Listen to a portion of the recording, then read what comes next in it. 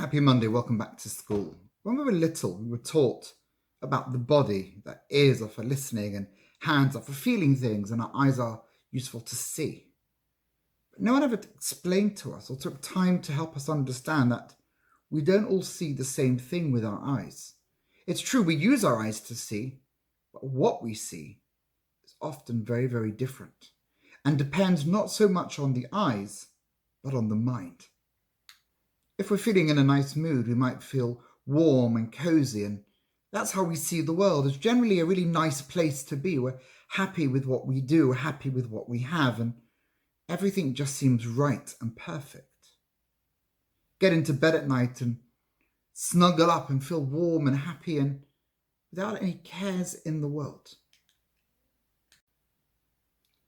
But some days we see and nothing quite looks right. The world doesn't feel that it's in focus. Things look different and strange, and it makes us feel anxious and not quite right.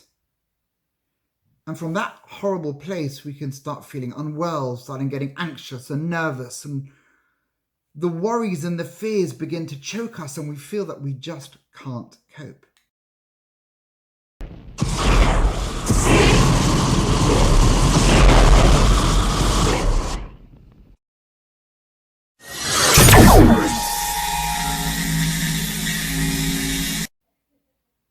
At times like these, we might wish we had powers to zap and powers to control and powers to defeat those big scary demons and monsters that seem to ruin our lives. Whatever those monsters are, those that we imagine to be real and those that maybe are very real.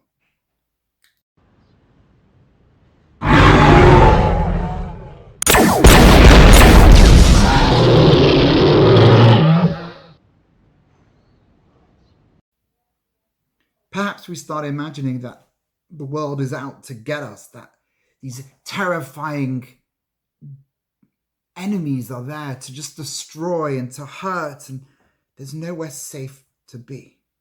So what's the advice? Sometimes we do live in that happy place, but there are other moments in life where we're dragged into that terrifying space.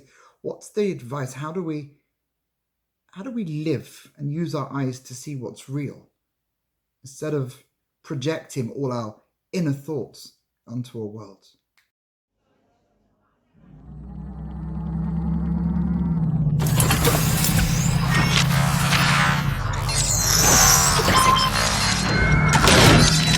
I think the first step is to recognize that we often see things based on how we see others.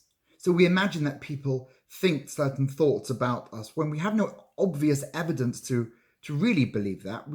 That's the way we feel about ourselves or feel the way others have us, and we then imagine that's how they feel. So number one, we have to recognize some truths about the way we see the world. Often it's just based on our understanding.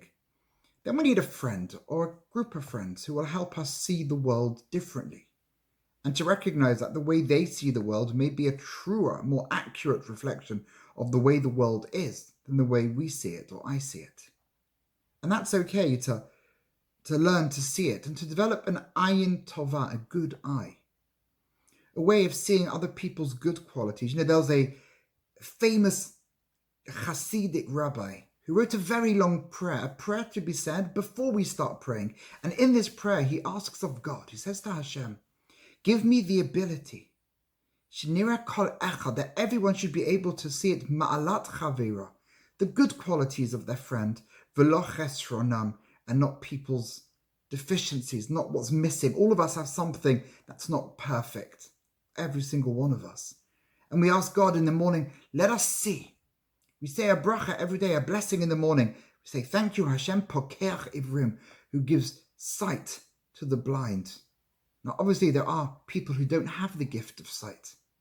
So how can we say it?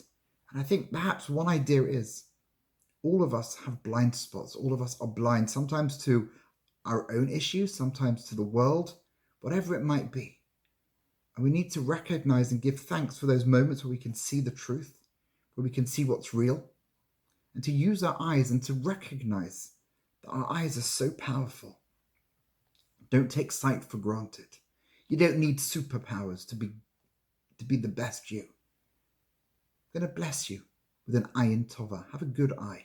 May your eyes work and see true beauty in others and in yourself. Have a good day.